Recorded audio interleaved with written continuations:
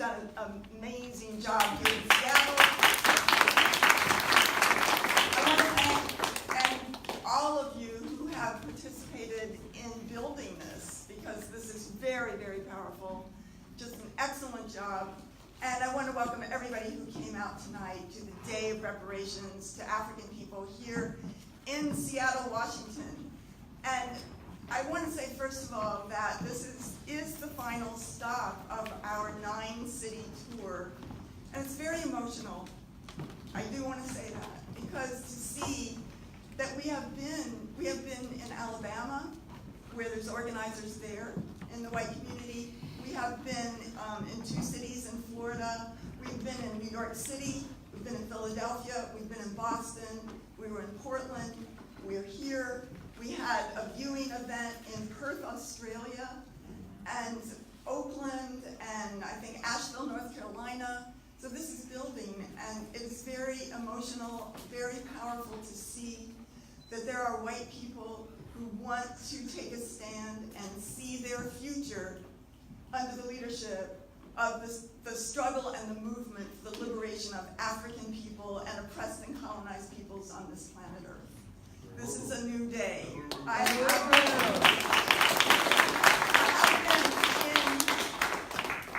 been in this organization since it was founded 42 years ago in October. And this is what it was created to do. The African People's Solidarity Committee is an organization of the African People's Socialist Party that is for white people, that is positioned strategically in the white community to carry out this task, to create a rear base for the African Revolution, to understand that the African Revolution is working for political and economic power over the lives of African people.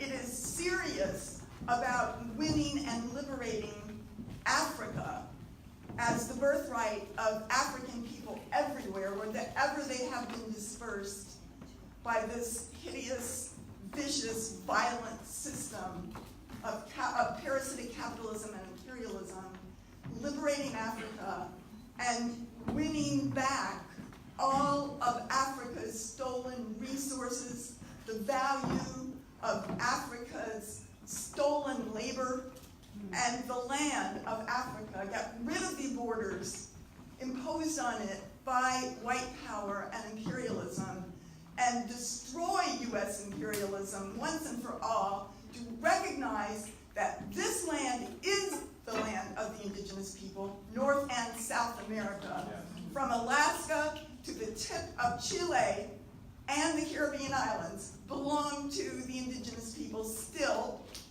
It is theirs. And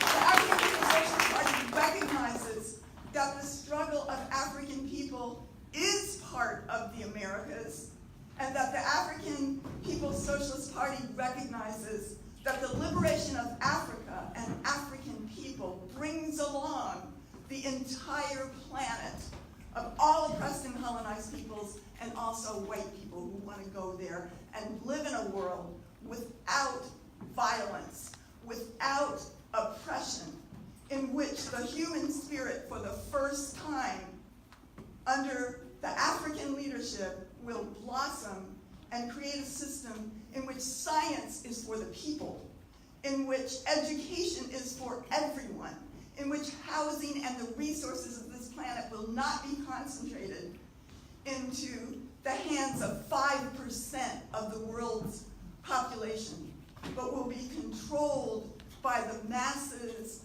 of African and oppressed people in a sustainable planet that will solve what this system has reaped, and that a system built on wiping out hundreds of millions of indigenous African and Asian and Arab peoples around the world would do nothing less than destroy the planet. Yeah. But we have to see that problem is in the question of imperialism and white power. And it's not something that just happens separately. A system that would murder and slaughter 300 million indigenous people in the Americas that would create a highway of bones through the assault on Africa, through turning African human beings into commodities for sale, the basis, the fundamental pedestal upon which this system rests, would do nothing less than destroy the habitat in which human beings can live, which is happening, and we're seeing that through the climate change that exists right now. It is connected to this. Right. And I will say this, that white people will never solve that problem because we're the ones that caused it. Right. But indigenous people had a relationship with the entire environment. African people, when they were free and had their own land and control over their lives, had a complete relationship in which human beings are part of an entire environment to be passed down from generation to generation. That's the world that I want to live in. And that what is really, been moving about this tour is to know that all of the contradictions that we face as white people come from the reality that we sit on the pedestal of the oppression of African, indigenous people, and colonized people around the world. We sit on that pedestal so that we become the subjects of history, as the chairman tells us. We put our analysis of our situation onto everybody else. We create the narrative, and we live it, and we believe it. And what's happening in the world right now is that African and oppressed people are fighting back, they're resisting, they're creating their own narrative, and they're turning the world right side up. And this is why a lot of white people are in a crisis, and that we see the crisis of imperialism that's there. So, I just want to welcome all of you here. I want to say that Black Power Blueprint, please go to blackpowerblueprint.org, and you can see more videos. We're actually going to see another short video a little bit later that shows the after. That was before, and the after of the development of these projects is amazing. And it's led by the Deputy Chair of the African People's Socialist Party, Deputy Chair Onazinea Shatella, who is amazing, who's been there in north side of St. Louis. I don't know if you've ever been to St. Louis, but you should go there, because if you want to see what colonialism looks like inside the borders of the United States, very starkly, there are two cities there. There are two cities. There's the white city and there's the African city. The white city is very prosperous, very gentrified.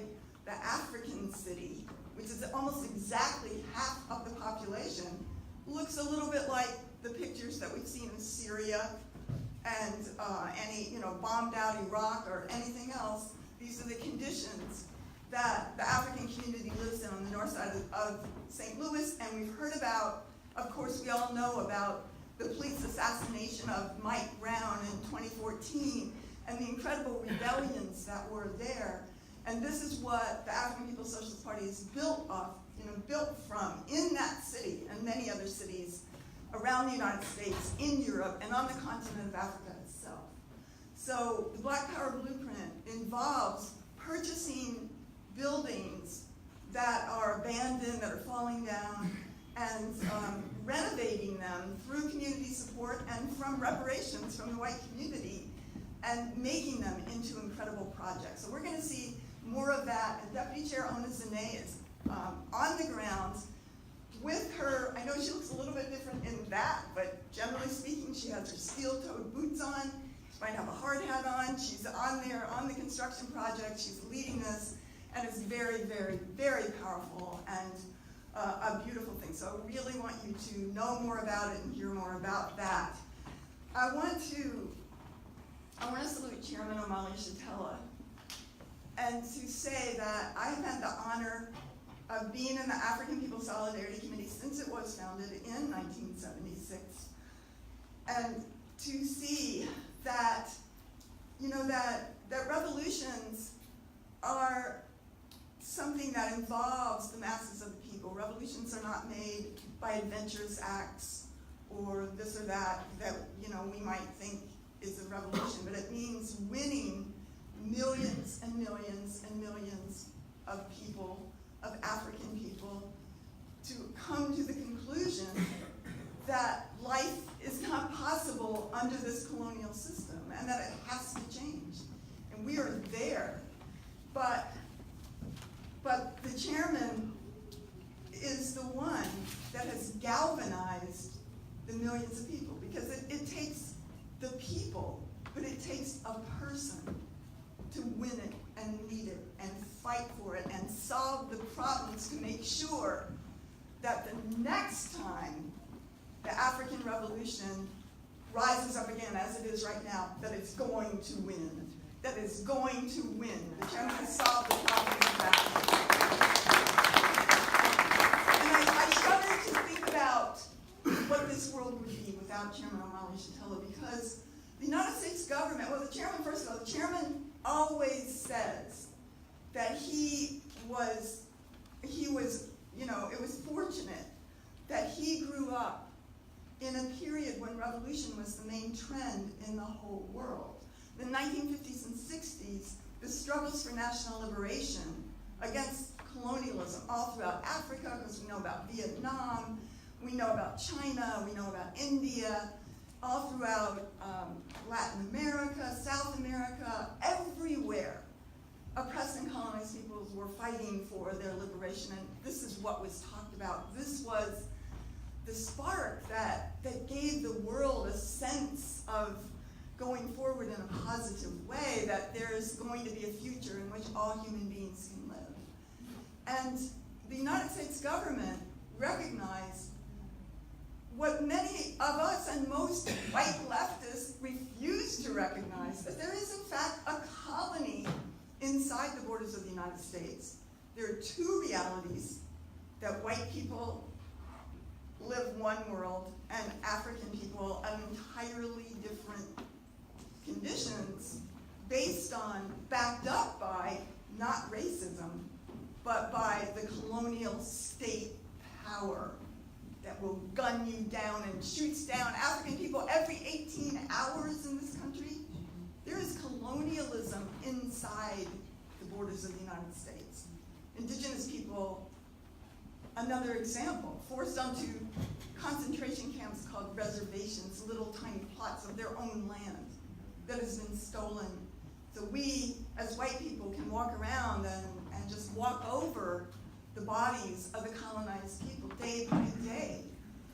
And that it has been Chairman Omali Yeshitela who has kept this struggle alive, because the US government waged a counterinsurgency against the African Revolution and against oppressed and colonized peoples around the world, and attempted to wipe out the consciousness that African and colonized people are going to be free, or have a right to fight for their own land, their own independence, and the return of their stolen resources. That what the US government did to the African Revolution inside the borders of the United States and on the continent of Africa was profound. It was profound because it not only had COINTELPRO and other programs of the FBI, the CIA, and other secret police organizations of the US government, it assassinated the leaders, as we all know, such as Malcolm X, Martin Luther King, Fred Hampton, and many others. It imprisoned many leaders of the African Revolution inside the United States. It assassinated leaders on the continent of Africa as well. And it wiped out the ideas of the African Revolution, or it attempted to do that. So that African people suddenly found themselves, 2 years before, everybody knew that black is beautiful, that the African Revolution is here. And then all of a sudden, the US government floods the African community in this country with deadly drugs, with heroin, with crack cocaine. It floods it with it. And then it turns the African working class, which had been known as the moral compass of the entire world, are now the criminals. They criminalize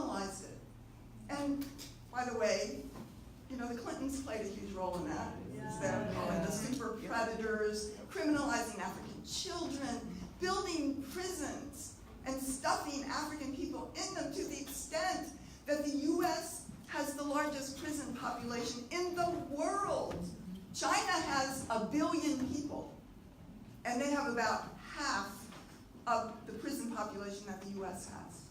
So that 1 out of every 8 persons in prison in the entire world is an African person in the United States, in the entire world. Where's the outcry to that? And this is part of this counterinsurgency. Just simplistic ideas of what the system tells us who we are, that we know is a lie.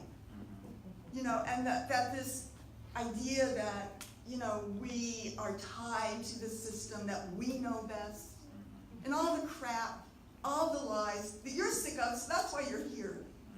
And I know that you're here because you believe that reparations are owed to African people, and that in order to change the world, though, for us, we do have to go deep into how things got to be the way they are. We do have to do that. We can't just say, all right, we want to get along now, because it doesn't work like that.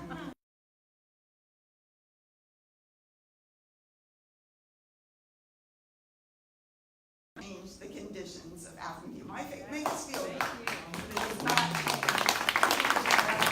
so, the Day of Reparations to African people is a self-criticism white people have never made. We extract that from everybody else, but no, we never make self-criticisms. Well, this is self-criticism to African people, and by extension to all colonized and oppressed peoples around the world. And it recognizes that, as the chairman has taught us, that capitalism is parasitic. It's parasitic. There was never a time when capitalism was okay. There was never a time when capitalism was benign. It was born the way it is. And if you don't believe that, ask the native indigenous people. Look at what it took when Europe came out of the caves and began to rescue itself, because as the chairman said, Europe was poor and oppressed in the 1400s. It had just had the plague, as the chairman always tells us. It wiped out the economy. And Christopher Columbus had to get a loan from Queen Isabella, who had to hawk her jewels, you know, to go to begin the genocide against the indigenous people here. And that was an investment, because Spain made billions of dollars. It had all this land. It had the gold mines, the silver mines, so much gold and silver stolen from indigenous land that Spain's whole economy crashed. They had so much wealth. And that the assault on Africa is the cornerstone of the economy of capitalism. It's parasitic. It was born that way. It's in its DNA. It was born in turning African human beings into commodities for sale, into creating a machine of human beings to work to death, to create what became the greatest productivity that has ever existed on the planet. Productivity based on sheer, unmitigated violence from beginning to end, based on an orgy of violence, and not just by our government. We did this. We did this. We did this. We acted as the state when there wasn't necessarily a state, when there weren't SWAT teams, when there weren't the police, when there weren't the prisons. We lynched, we burned, we raped. We did it. Regular U.S. citizens, white working people. We did it, and no one ever went to jail or was charged for that. And I've heard that there